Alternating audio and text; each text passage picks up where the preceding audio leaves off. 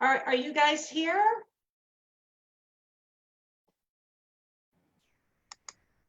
Yeah, Renee, hi. Oh, hi, how are you? I'm good. How are you? I'm okay. Okay, there you Yeah, go. Now it's better. yeah. I couldn't see Namaste. the picture. Ram Ram. Ram, Ram. How are you? I'm doing good. How's everything in Yeah, India? everything is very good. Everything is good. And as is the global situation, not good as well. Both. Mm-hmm.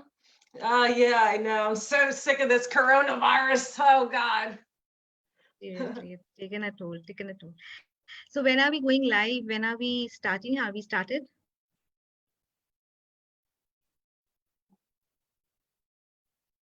Oh, are you talking Just to me or not?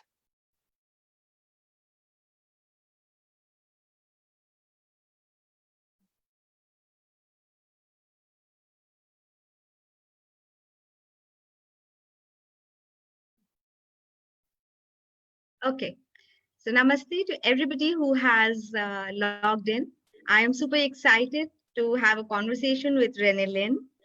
Renee is quite well known as an American Hindu activist, and she has unabashedly put forth her opinions on many topics like Black Lives Matter, George Soros, Bollywood. She has very enthusiastically talked about Hinduism. And as much as I like all of these, I am particularly fond of her because of her sheer love for Bhagwan Krishna, for Modi ji, and essence of India. So welcome Renee to Trinical.com. Jai Shri Ram. Oh, thank you. Namaste, Ram Ram. Thank Yeah. you. So how are you? First tell me that. How is the COVID pandemic there? Oh, it's good. It's good. A lot of fake news People are stuff coping there well. with the media as always, but we still got the Yeah. coronavirus. It's getting better, Very so good. that's one good thing. Right, right. Okay. So let's get to know you, Renee, up close and personal on various other topics apart from your love for India. So we'll oscillate the interview between the light and the discussion topics. So my first question to you will be, we are exactly a week away from the Bhumi Pujan in Ayodhya, which is a very momentous day for all of us here in India. What is your take on it? Oh God, yes. Well, I've been following the Ram Mandir for a long time now, and actually, Subramaniam Swamiji, he's just incredible. Everything that he does for the Hindus, his work with Ram Mandir and everything, and it was just great news when I heard that the Supreme Court voted that they can rebuild Ram Mandir. So I think that's incredible. I wish I was there in India for the big event on August 5th. Yeah, but thank God for social media. We'll stream it live somewhere, and maybe you will be part of it as much as you would like to be in person. Have you been to Ayodhya, Renee? No, actually not yet, but Okay. I definitely now am putting Right. that on the top of my list just to Absolutely, be. absolutely. Like all of us here, like all of us here. We're just itching to go to Ayodhya now, right? Yeah. I know. I'm the same thing. I'm the same way. Now it's like, oh my God, I just want to get there and feel that holy presence, Yeah, I know. energy, and excitement. So hopefully soon, this coronavirus will go away so I can Seriously. take my flight to India. I miss India so much. I had to cancel my flight in March because of the Okay. coronavirus hit India. So I was ready. I had my bags all packed. I'm ready to leave. I had a flight that night. And then all of a sudden in the morning, I read the news that the coronavirus hit India because Yeah, very India was disappointing. one of the last countries to get Right. it. And Yeah. I'm saying, this is so weird. India Yeah. doesn't have coronavirus yet. So I heard that, and just talking with a few people, they said, I really think that you should cancel it because you might Yeah. have a high probability of being stuck there. Right. You don't know Right. what's going to happen. And actually that would have happened because the time frame I was going to go to India, I would have been locked down in India. Then everybody at home would have been worried about me. So it would have panned out that way. So unfortunately, and then at that point, I wanted to come back like right now, but obviously I can't now. So hopefully in the next few months, I'll be able to come back to my motherland. Of course you will. Of course you will, Renee. So now tell me, Renee, that we're talking so much about India and you have been here so many times. What have been your 3 most favorite places in India? Very difficult to choose, but tell me your top 3 favorite places in India. Okay, well, I guess definitely Delhi. I love Delhi. I always fly in and out of Delhi. I consider Delhi my hometown. So definitely Delhi. I guess the second place I have to pick out every place I've been in India. I love Varanasi. And Right. I love Varanasi, especially in the evening time when they have the arti. Yeah. It's just so magnificent. And one time I took a boat ride and just the arti and the lights, and it has such this energy. It's just Right. amazing. So Yeah. yeah, definitely Varanasi. And another one of my favorite places, I've been there quite a bit, is Kerala. I love Kerala a lot. It's very beautiful. And, I one time I rented this big, gigantic boat, and Okay. it was awesome. I had my cook and my crew there, and you just cruise, and it was just. So that was in the backwaters? Yes, it was in the Yeah. backwater. So that was an incredible It's experience. an incredible experience. Incredible, totally. Yeah, and even Varkala. Not that many people know or been to Varkala. Right. Varkala is absolutely Magical, stunning. yeah. Stunning. I recommend anybody, if you're going to Kerala, you must go to Varkala. It's just amazing. I love that place. I have to get back. I really do. I haven't been to Varkala. I think that must have been about 6, 7 years ago, maybe. So maybe all good things have to wait for a pretty long time. No issues there. yes, that's true. Yeah. Yeah.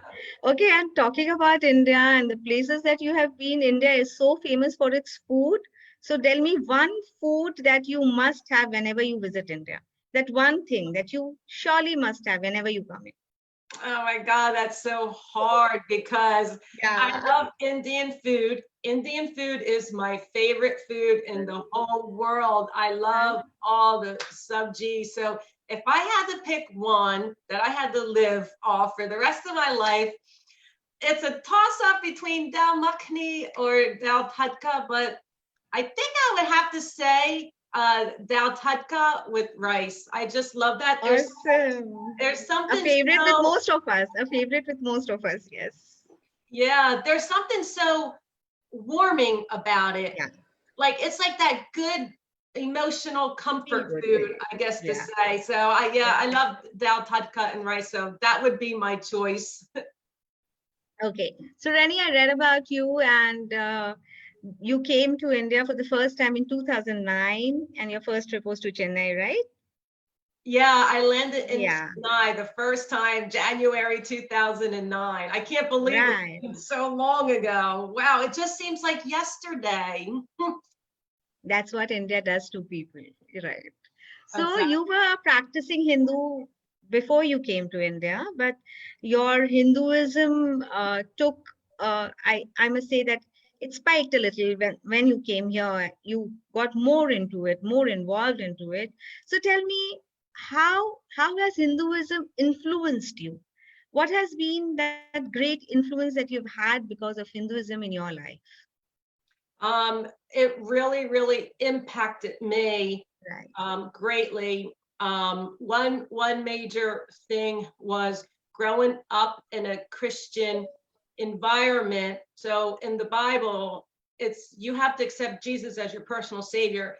or you're going to burn in hell forever with torture Right. and torture. So that causes a lot of anxiety and guilt and shame. So when I Fear. was Yeah. discovering Hinduism and learning about Hinduism, it set me free because it was Right. logical and practical and it made Right. sense. There was no founder and all paths lead to God. You know, you Yeah. can worship a tree, you can worship Jesus, you can worship Right. Shiva. So that was Mhm. one aspect that literally set me free, where I had wings Right. to Right. fly was that moment, and just learning about Hinduism. So I love that aspect of Hinduism. And Very liberating. You found it very liberating, I think. yeah, yes, that's the correct word, Right. liberating. Yeah, Right. absolutely. And I became more I don't know the word I'm looking for, in tune with nature and Right. humanity. I became a vegetarian. I've been a vegetarian since 2006. So that's another aspect. It's kind of like it transforms you. At least for me, It it unifies transforms you me. with the nature. You feel one with nature. You become so much more part, an integral part of nature and the world around you. You Right. appreciate it more. Right. You Right. really Right. appreciate it Absolutely. more. And even when I go to India and I watch the people with my friends, you can see it's different there, their mentality, than here. They have so much love and respect and appreciation, even as much as care for the cows. So it's like Right. totally different. So that was another main thing that really transformed me so much. So So I believe you have been to a Baptist church, Renee, yeah. and you've had certain experiences probably where the pastors or the clergy were always demonizing or denigrating Hinduism. And I have seen the clergy of various other religion, be it Islam, where they have denigrated Hinduism to a very large extent. So, do you feel sorry for the brainwashed converts? And what would you tell someone if you met one Hmm. who is a convert Hmm. from Hinduism to, say, the fold of Islam or to the fold of Christianity? Hmm. What would you tell to that person going by your personal experiences? Well, first I would ask them, let's just say if I was in India and there was a Hindu who converted to Christianity, I would want to know was, did you really in your heart wanted to do that, or were you forced to do that for some kickbacks in return? Because I said it this before this week on an interview that I did, that if somebody wants to um, change religion, say accept Jesus, Christianity, but on your own terms. Now, there's a lot Right, of Christian missionaries that come to India and they're like, okay, we'll feed you, clothe you, we'll take care of you, right, send you to school, but you have to accept Jesus. What nonsense. Either you want to take care of somebody or you don't want to take care of somebody. Now that's like me going there, and like, oh, I'm going to take care of you, but you have to accept Jesus. I wouldn't do that. I mean, like here, I mean, I've helped people in India, I gave people rupees and feed them, and that's it. That's what you do. That's called humanity. It's not like bribe for bribe. So I would ask them, like, did you really want to do this, or was it really in your heart, or were you forced to do it because you were hungry, you needed right, clothes? So it all depends on how they became where changing religions. right. I feel that people are probably encashing on either the needs of the poor, or they're just trying to lure them into something like this. Or maybe there are some people who are not very well acquainted with the vast richness of Sanatan Dharma. Sanatan Dharma has always propagated the philosophy of Sarva Dharma Samabhav, which is respect for all religions equally. Have you felt stifled as a Christian, which does not propagate something like this, Abrahamic religions somewhere do not propagate something like this. Have you felt stifled?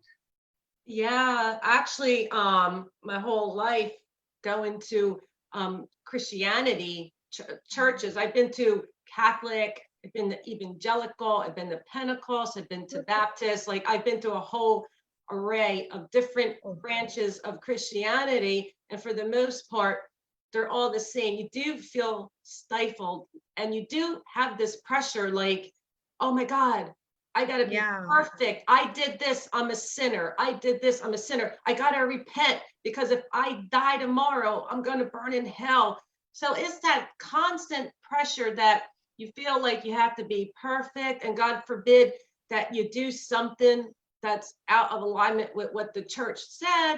Then you feel like, oh my God, I'm going to burn in hell forever. Oh, let me repent. Let me repent. It's like a constant battle your whole life of right. repenting. It's I like, think pressure is a very apt word that you've used here. Pressure and fear mongering is a very apt word. And in this regard, I think Hinduism is very liberating and very enriching at the same time. it is because you can worship who you want, all God's, all paths lead to God. So Right. it is liberating, and you just Yeah. have this sense of freedom, like, oh my God, I'm not going to burn in hell. Like, that's crazy. Like, Right. that means Right. that if that's true, that means the whole entire world's going to burn in hell and die in hell. That don't make sense, because even a lot of people today don't even know who Jesus is. What happens to them people? They Yes. just Yes. like, Yes. well, sorry you didn't hear about the name of Jesus, but we're going to throw you in hell forever. Like, that doesn't make sense. It's just complete nonsense. The Bible was changed and distorted Yes. to control and to manipulate people. Jesus was all about peace and love. And if you read it, Jesus quotes in the Bible, they're so similar to Buddha, so similar to Buddha quotes. It's amazing. It was Yeah. like he was trained under Buddha. Jesus was like that. And there's some research done, in fact, that Jesus actually went to Nalanda University and studied Hinduism. I did a whole research paper on that because I was curious myself, and he had this name Isha, and he took that name and went back to Israel. Then he got crucified, probably because he was sharing knowledge of Hinduism, and it was a threat to the community. So I believe that's why they crucified him, because this message was all about peace and love, and they didn't like this new, I don't know, you're going to call movement, I guess, to say, coming. So they wanted to keep it quiet. So that's what the church is all about: control and manipulation. And that's how they end up, brain controlling a lot of people. Yeah, actually, I think we have the clergy and the pastors to blame more than anyone else for this, or the missionaries who come with an agenda in their mind to blame anyone else more than anyone else. So Mm-hmm. yeah, I get it from where you come, that it was a lot of pressure, and definitely Hinduism must have eased you out a lot and must have opened a lot of vistas in your mind in terms of religion. It must Oh, have been very, yes, very liberating. Yes. definitely. I mean, Right. in the past, I mean, I lived in so much fear, like fear controlled my life. So, yes. And then when I started learning and doing researching and started learning about yoga and practicing yoga, it was a long process. I will admit that, because I had to slowly undo everything what I was taught as Yeah. a Yeah. You child. had to unlearn a lot of things. Yeah, Yes. so it's not like, woo, magical, it doesn't work like that. It was a long, slow process. Right. And Right. I was very fearful too, but I kept telling myself, no, this is right, this is logical, this is practical, this makes sense. No, I'm not. You see, this is another thing what the church does to control people. they say if you go into if you do yoga, you're possessed by the devil. The demons are going to enter you. If you do meditation, the demons are going to get you. If you worship Hinduism, the demons are going to get you. So they say the demons are going to enter you. The demons are going to attack you, and you're going to be possessed by the demons. And they put this in your head, and you believe it. You believe it, and you're actually like, oh my God, I better not do that. I'm going to be possessed by the devil. So that's another. Yeah, you're brainwashed to some another level. Absolutely. Yeah, I Yes, get that's it. I why get for it. me it was a process, a slow process, but I finally got over it, and now I'm free because everything I did starting learning and yoga, I'm like, oh my God, is the devil going to get me? I know it sounds stupid to some people, and even to me when I look back, I know it sounds stupid, but trust me, it's real, and it's not just me. People in Christianity are going through the same process because that's what we're taught to believe. And it's really sad. It really is sad. Okay, there is a question by some Mr. Anup Sharma who wants to know that would you like to make an appeal for Ghar Vapsi, which is, would you like to ask people who have converted already from Hinduism to any other faith to come back to the fold of Hinduism? Mhm. Since your experiences are quite an example as to how rich Sanatan Dharma actually is. Yeah, actually, yeah, like as I said before, I would like to talk to that person and find out, was it really in their heart or were they pressured?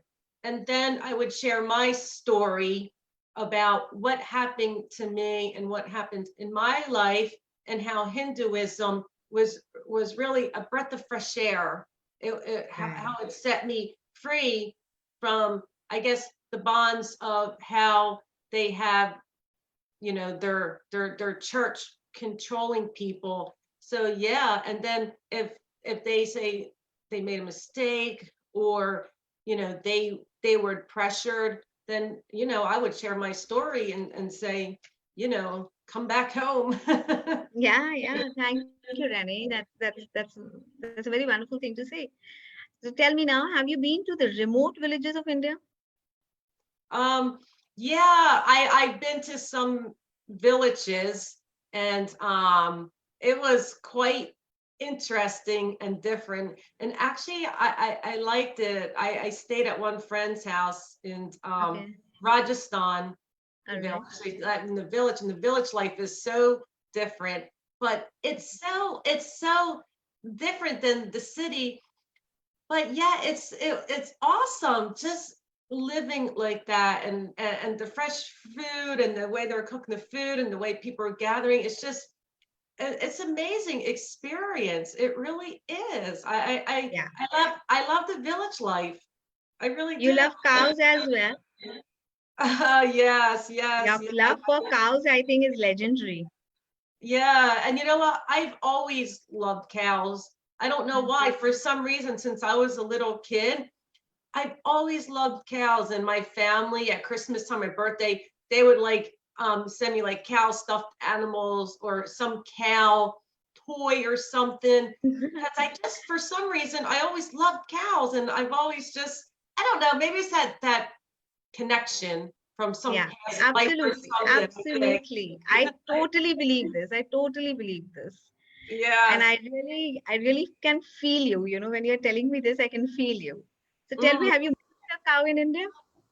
I'm sorry, I couldn't hear that. Could you say that I again? said, have you milked a cow in India? No, not yet. Let's But try. I've hugged them. I've loved them. I Yeah. spoke to them like a little baby. And you know what? They love it. I love going to the Yeah. goshalas when I'm in India. Oh my God, I just love it so much. I love the cows, and they all come towards me, and you pet them, and they love it when you talk to them like a little baby. They love Yeah. that. I'm like, hi, little baby. I love you so much. I love you. And you can see they just love it. Cows are so emotional, beautiful animals. And it's just heart wrenching to see them hurt, tortured, killed. How people post on Twitter and Facebook these pictures I can't even look at it. I got to close my eyes and Yeah. scroll because it breaks my heart. They're Absolutely, absolutely. such It's very emotional cruel, very cruel, very cruel. and We just want to very turn away from it. cruel. Yeah, yeah. Oh, I wish So all this cow slaughter would stop in India. I guess I don't know. Does the government needs to put more legislation out there? I mean, cows considered holy to Hindus, but yet uh, people are still it's killing not them. about, I don't think it's something to do with legislation. It is, the legislation might be there, but you need to enforce it. Okay. Now, corruption has seeped in so many places. You can bribe your way through. And Mhm, plus, there are parties which are trying to be politically correct and who are trying their appeasement politics. So, things become a little more difficult. But it's a very heartening situation that many people are rising up to the cause, and mhm, it has become, there are deterrents to people who do such activities. mhm. So Yeah, good yeah. days ahead, I I'm was sure. wondering how, what we can do to stop this, put more pressure on centralized government in India, say, do something with Modi to try to push it that, if you kill a cow, you go to prison. There's got to be something that we all can do together to stop this because cow is holy. It hurts Hindu sentiments. Yes. India is 80% Hindu. Yeah. So I would really like to do something on that level where we can all come together and do something. This is just horrible. I hate this. So thankfully, a lot is being done. Not that it's not being done. Thankfully, a lot is being done, but definitely a lot more needs to be done, Rennie. And Yeah, I'm sure the process has begun. And we'll see the light of the day when these criminal practices they do stop for good. yes, And I'm very hopeful. I'm exactly. always very hopeful that things will happen the right way. Yeah, because you know what really blows my mind? What blows my mind is India is one of the biggest exporters of beef. That blows my mind. Right, right. Okay, Rennie. So now we have warmed up to you. You've come across as a person who is so friendly, yet you have so much of wisdom.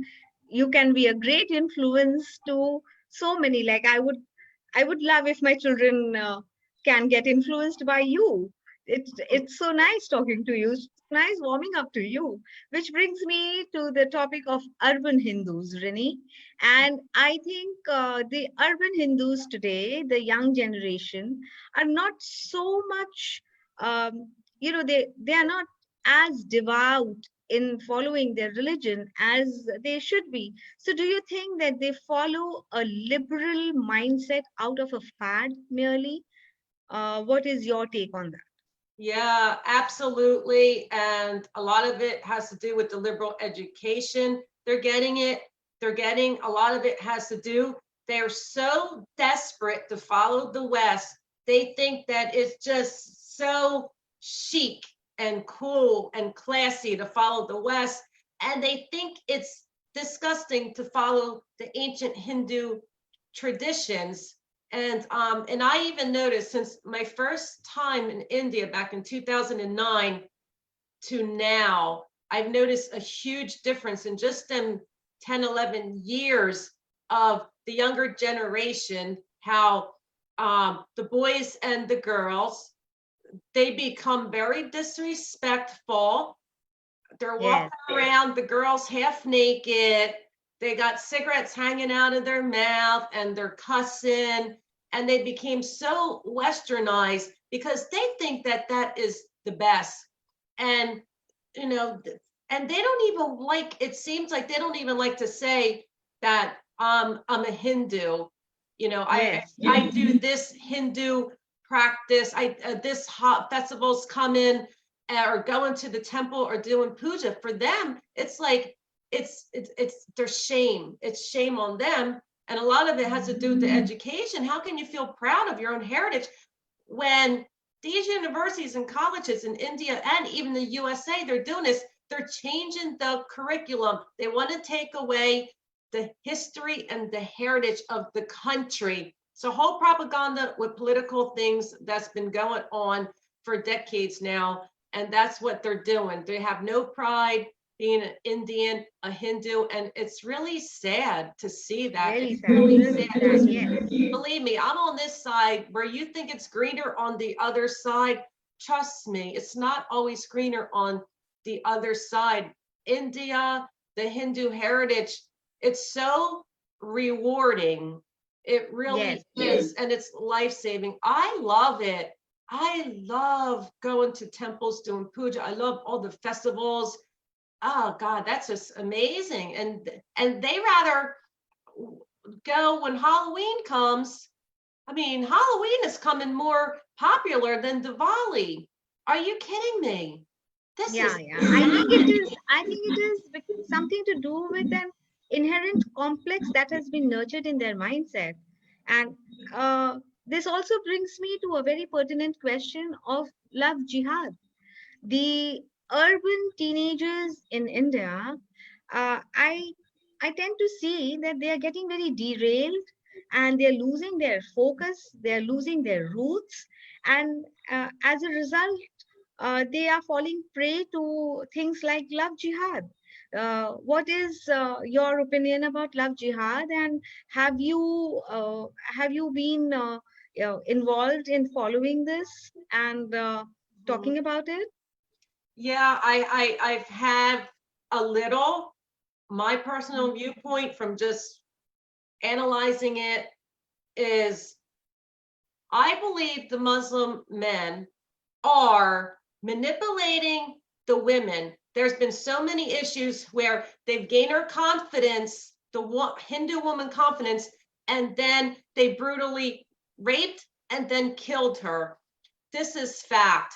What they're doing is they're manipulating them because they want everybody to convert to Islam. So they're going after our Hindu daughters. They're manipulating them with all this, oh, I love you, all this bombshell. And the woman falls for it. And then Right. she leaves, and then she's either killed off later in the future or she's miserable the rest of her life. And I seen it happen. Something just happened. I didn't post a video in India. Some Hindu girl went to court, and the court said she can marry some Muslim man, and the mom is crying on the floor, grabbing her daughter's feet. Don't leave, because even her mother knows you are making a big mistake. And I want to tell any Hindu woman, girl who is watching me right now, please do not fall for it. You will be dead, or you will be miserable for the rest of your life, and then you want to come home. Believe me, Islam is not what you think it is. It's not. You want to wear a hijab the rest of your life. Look at these Muslim women in these other countries. They have no rights. They can't drive. They can't educate themselves. They're walking around with chains on their feet, and the men have every right to beat them up. Go look at the women in Iran. They are treated like animals. If they go on the street and they forget to wear their hijab, the man has every right to beat the hell out of them. I'm sorry to say it, but this is the facts of Islam. I think this is all very interrelated, Renee. When you come to think of it, the urban teen generation, the age bracket between 16 to 25, I think they have lost connect with the roots. And I think as an upper generation, a generation above them, I think even we have failed collectively to instill pride in them about our own dharma, about our own culture, about our own roots. But now it's time for us through social media to probably, make them less apologetic about all of it all. And what do you think that we as warriors of Hinduism can do on social media about this? Yeah, absolutely. We need to get out there, and also a lot of it's the parents. They're not teaching their kids. I don't know what they're doing, but they're not instilling any sense of being a proud Hindu heritage. So they're being taken off easily. I mean, I would love you know, to get out there. I mean, I do it on social media, Facebook and Twitter, but even giving talks, you know, Yeah, live, yeah, I think, and yes. tell these girls the truth of what is going to happen to them. And I hate to say it or stereotype, but it's just a fact. It's just a fact. I don't even have to tell you, just go do the research and you can see what the Quran says about the women. David in the Quran, kill the infidel, kill the kafir. That's written in black and white in the Quran. This is in their psyche.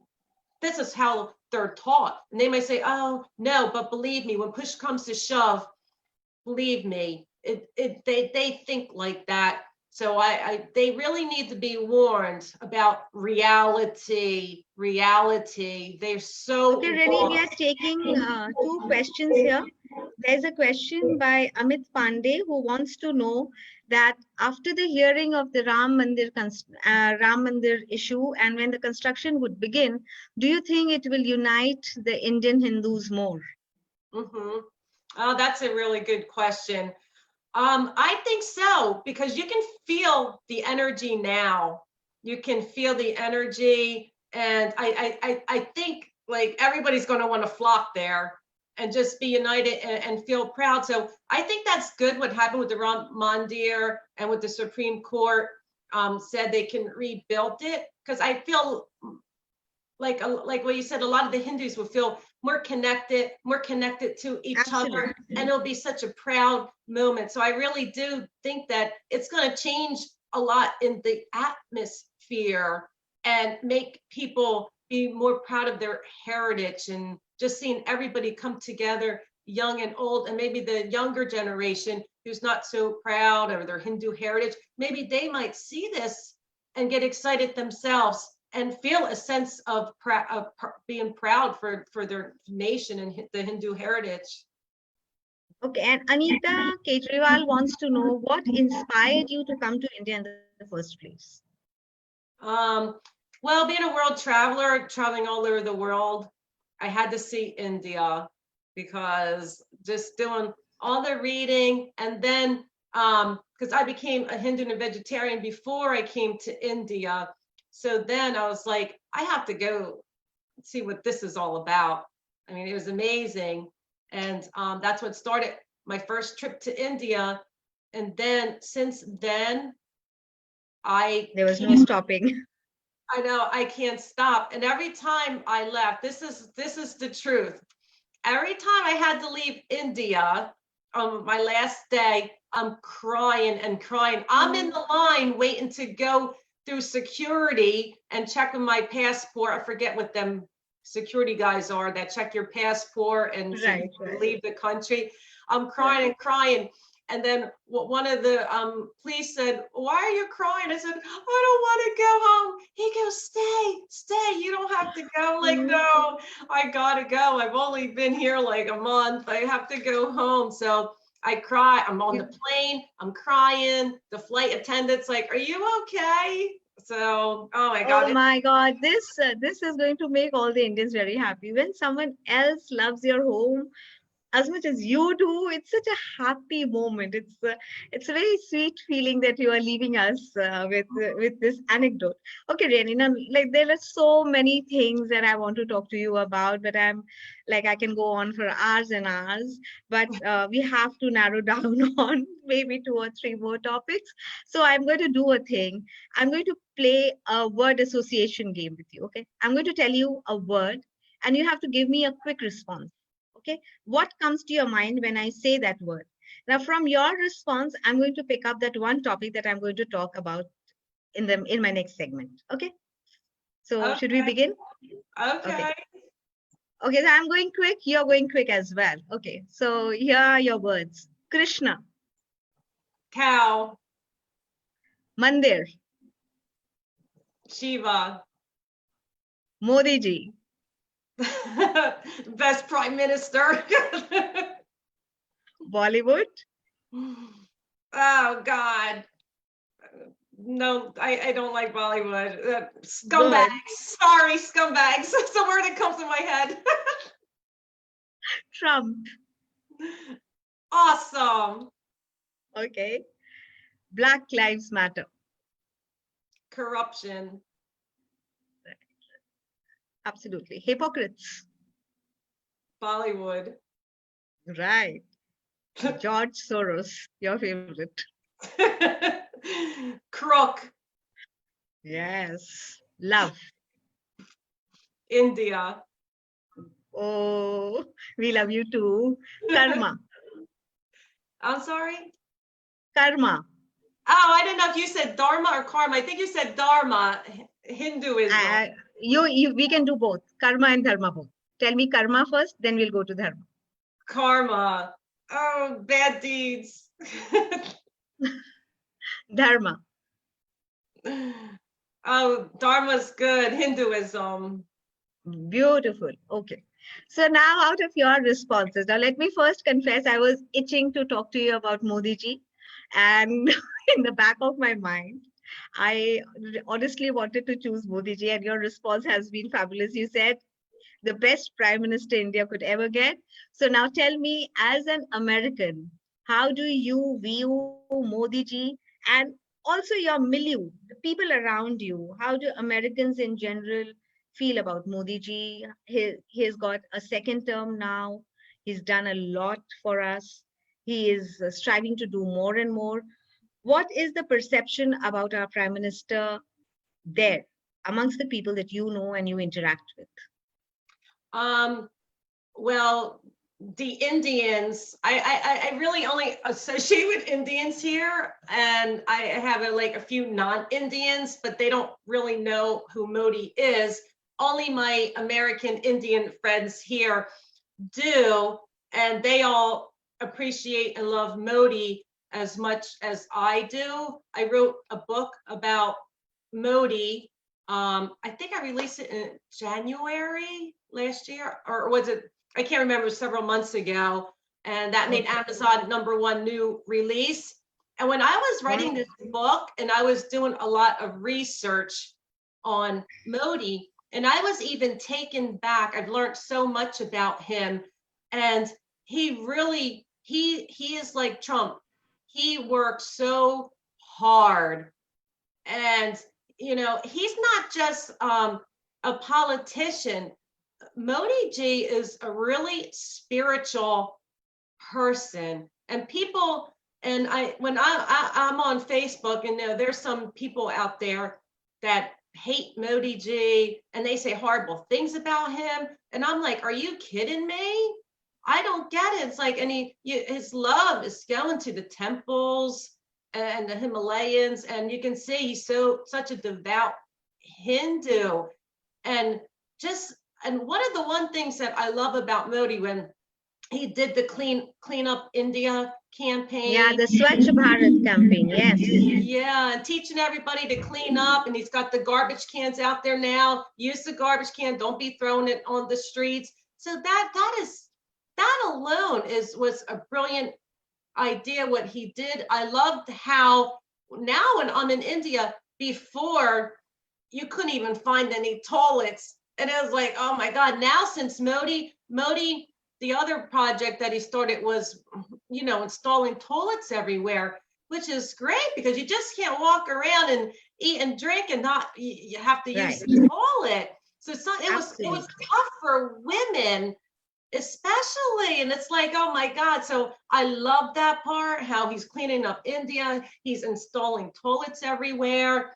And I have one chapter where I lay out all the schemes that Modi has done since he became the prime minister in 2014. And now, because a lot of people aren't aware of what he's doing or what they can get back, because they're not aware of the schemes out there. So I did one whole chapter where I laid all that out. So I just think he's great. He's finally one prime minister that stands up for the Hindus, and people say that he's racist, he's fascist. No, he's not, because the other ones, they discriminate against Hindus. He's being fair. Absolutely, yes.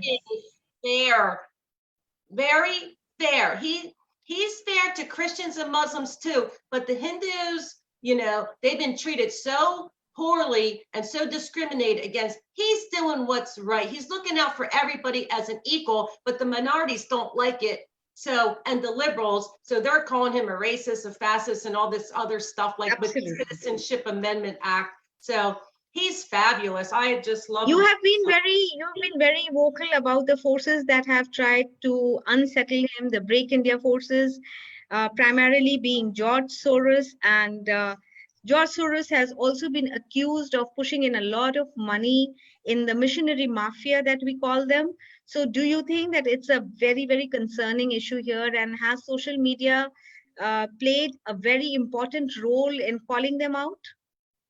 Yeah, see, George Soros, that guy is so corrupt, and he's a billionaire, so he has a lot of money, and he starts a lot of illegal things that he gets away with in India and also here in America. He's extremely far left liberal. He hates Hindus and he hates Christians. He hates Modi and he hates Trump.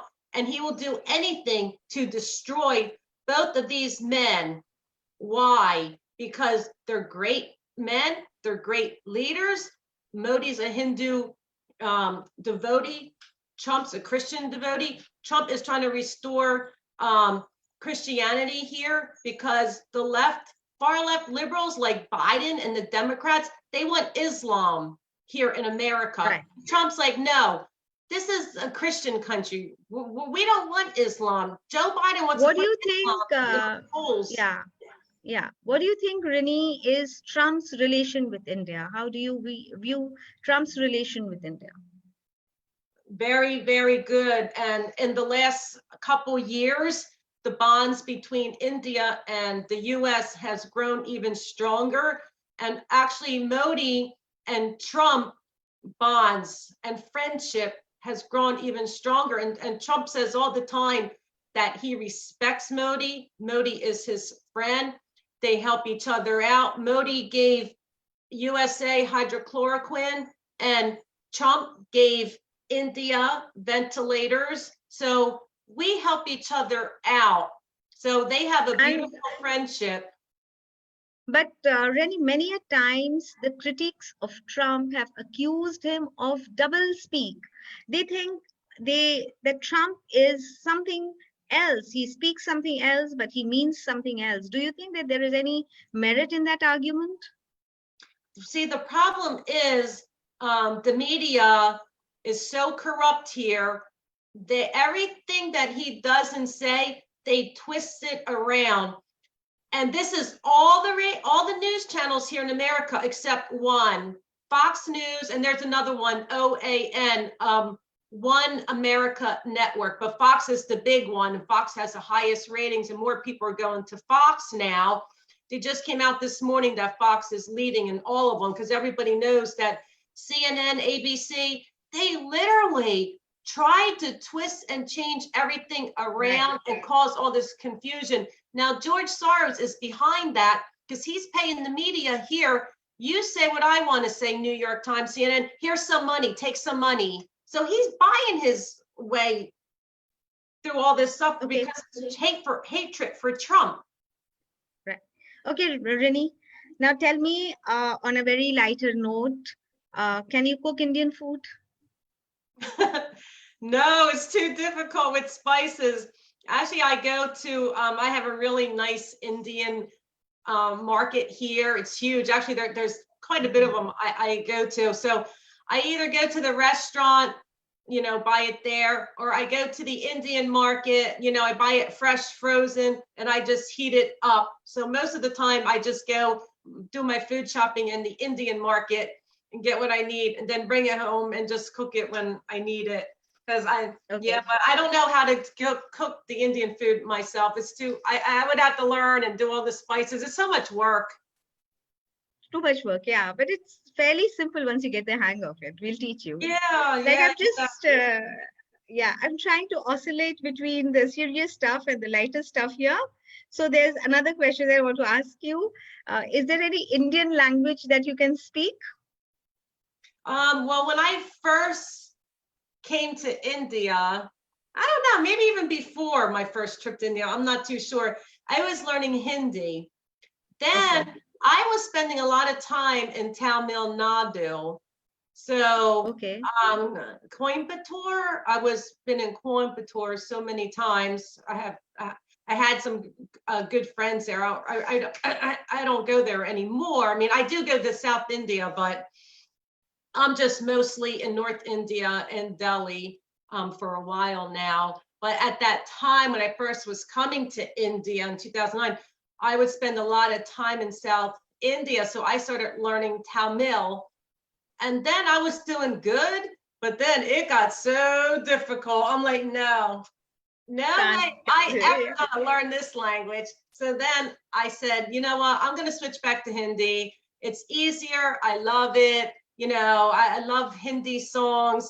So then I switched back to learning Hindi. And I have, oh my God, I have hundreds of pages of notes, books, CDs, because I've been teaching myself because, you know, when I can only speak to Hindi, like if I'm, you know, with my friends or I'm in a rickshaw, I'm trying to talk to the rickshaw driver. So it's not like, you know, I'm with somebody 24/7 that speaks Hindi where you can pick it up easier.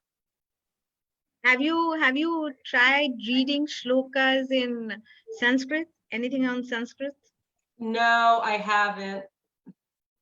Not Okay, okay, yet. because yeah, because the website that we are going live on, the FB page that we are live on, Chronicle, it is really promoting Sanskrit and it has run articles on Sanskrit. And it's a very rich language, very easy to learn, very easy to learn. The grammar is very easy to learn. Now you said that you've heard a lot of Hindi songs and you had a love for Tamil Nadu.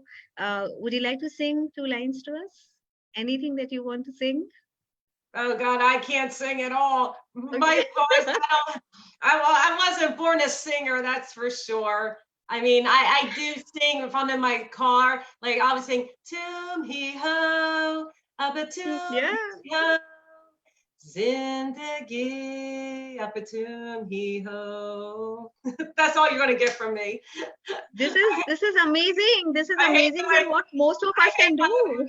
I can't sing that good. You can. You I can. You always should give it a try.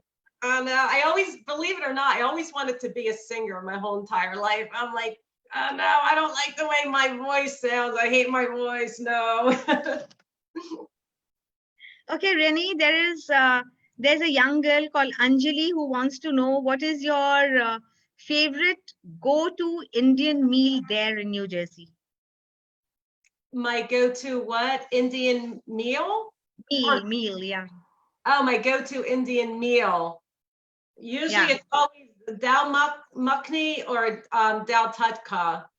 And I love sarson kasag and Punjabi hariyali. I Oh, just wow. love them all. Oh my God. That they are like my top favorites. Okay, okay. That's very nice, Rennie. Now tell me, when are you planning to your next trip and which destination would that be?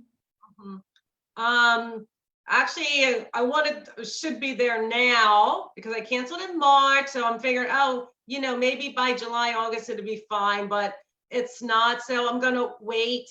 Because the elections are coming, so I have a lot of Yeah.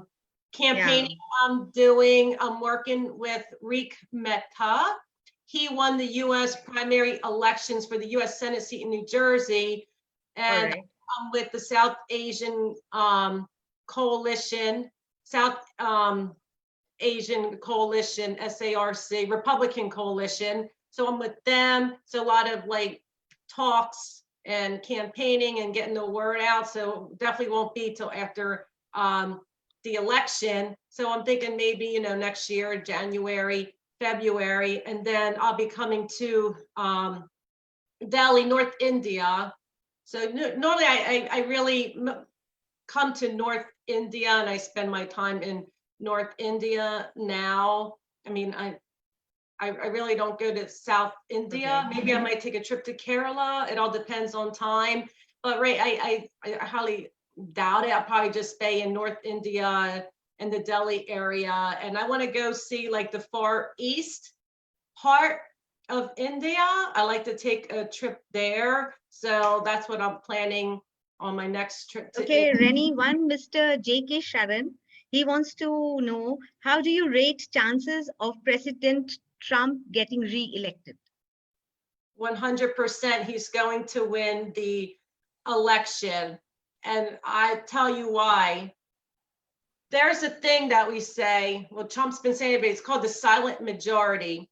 A lot of people are going for Trump, but they're not saying anything because the crazy celebrities in Hollywood, the liberals, the Democrat, you say you're a Trump supporter, they attack you, they humiliate you. If a celebrity comes out and he supports Trump, they go all on TV and they bash that person. So they don't say anything because they don't want to be publicly humiliated.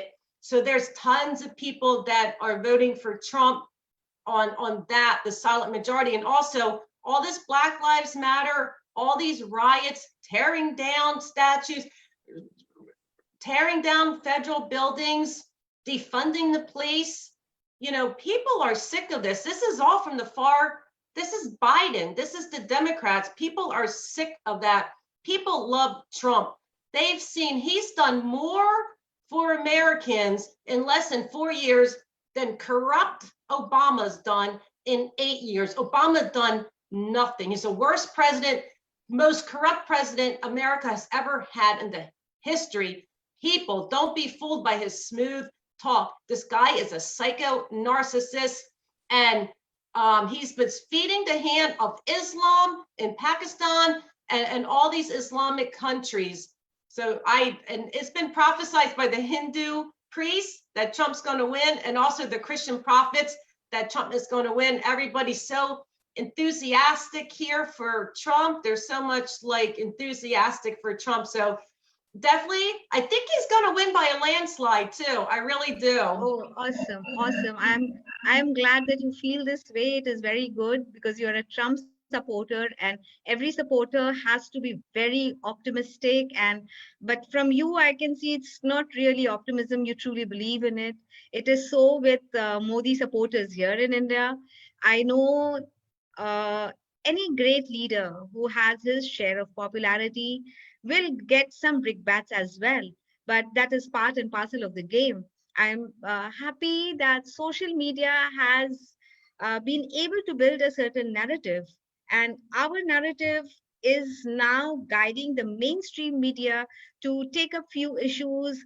The recent example being that of Sushant Singh Rajput. It was entirely due to the social media pressure that the cause was taken up even by the mainstream media.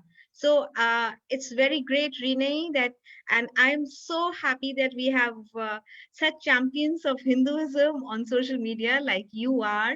I can really go on and on chatting with you and believe me, I have hundreds of topics in my mind that I want to chat to you about. And as you were telling me that you've never been to Kolkata, I'm really looking forward to hosting you in Kolkata, showing you the Shakti temples, the Shakti peeths, and the by lanes of Kolkata and the food of Kolkata. I've never been to Calcutta either. So that's one place I like to go. I want to start going to places I've never been before also. Right. I wanted to see the far east and some out there because I've never seen a lot of that. So I want to start seeing not just my favorite places. I want to start exploring other new places I've never been to. Right. Absolutely, Renee. No, I just want to say one incredible place I love in India was Dharmashala. Oh, it's beautiful. It's serene and it's beautiful. I love that place. It was just it is healing. Oh my God. It's very healing, very therapeutic. It just takes you to another level altogether.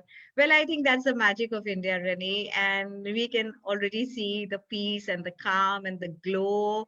And I would love to give credit for all of it to India and Hinduism. It was very lovely catching up with you, Renee.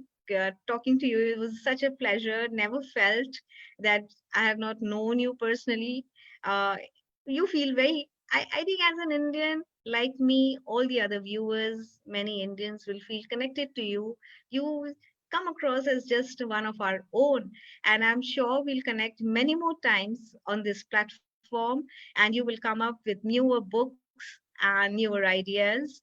And we would love to share it all with you. So thank you so much for being with us, for giving your time, for being so upfront and so bold about all the issues that you strongly feel about. Thank you so much, Renee. Thank you. Oh, and thank you. Thank you so much for having me. It was just great. And I loved all the questions you threw at me.